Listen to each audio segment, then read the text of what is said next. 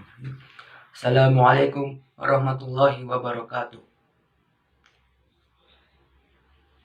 Innal hamdalillah nahmaduhu wa nasta'inuhu wa nastaghfiruh wa na'udzu billahi min syururi anfusina wa min sayyiati a'malina. May yahdihillahu fala mudilla lahu wa may yudlilhu fala hadiya lahu. Asyhadu an la ilaha illallah wa asyhadu anna Muhammadan 'abduhu wa rasuluh la nabiyya wa la rasula ba'da. Yang pertama adalah kita panjatkan puja dan puji syukur kita atas kehadirat Allah Subhanahu wa taala yang telah melimpahkan rahmat serta hidayahnya kepada kita semua sehingga kita dapat melaksanakan puasa Ramadan tanpa suatu halangan apapun.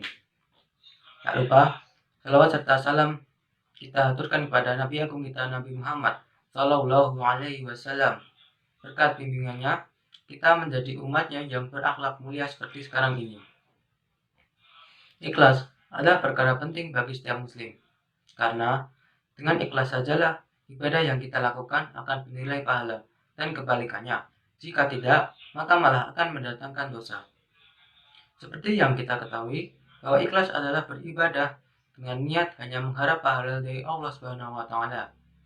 Dan sebaliknya, jika kita beribadah dengan mengharap selain Allah, misal karena mengharap pujian manusia, otomatis ibadah yang kita lakukan tidak akan diterima oleh Allah, bahkan mendapatkan dosa riya.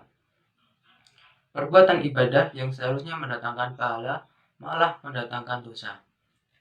Seorang ulama yang bernama Ibnu Mubarak berkata, betapa banyak perbuatan kecil bernilai besar karena bagusnya niat, dan betapa banyak ibadah yang besar menjadi rusak karena rusaknya niat.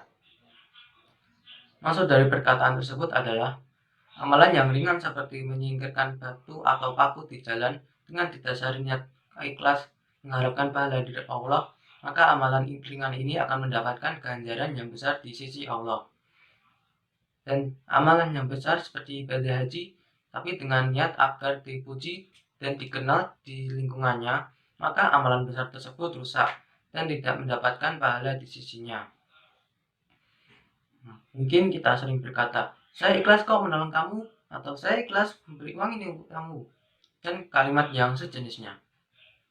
Dari kalimat tersebut terlihat ikhlas seperti hal yang mudah. Apakah benar? Ternyata tidak semudah itu. Bisa jadi amalan yang besar tidak akan bernilai hanya karena si pelakunya lupa menanamkan rasa ikhlas dalam amal perbuatannya. Sebaliknya, amalan yang kecil bisa jadi sangat bernilai di sisi Allah, karena si pelakunya mampu menjaga nilai-nilai keikhlasan dengan baik. Apakah ikhlas bisa dicapai? Bisa. Salah satunya dengan cara jauhi ketenaran dan rasa ingin dipuji. Rasa ingin dipuji adalah suatu hal yang melekat pada setiap insan. Tapi ada hal-hal yang harus dipatuhi agar perasaan ini tidak menghantarkan kita ke dalam dosa. Seperti dalam hal ibadah, sangat terlarang kita meniatkan ibadah agar mendapatkan pujian manusia. Maka sekuat tenaga kita hilangkan perasaan tersebut ketika beribadah. Yang selanjutnya, sembunyikan amal. Inilah cara jitu agar bisa ikhlas. Karena dengan menyembunyikan amalan, maka tertutup telah kita untuk mengharapkan pujian orang.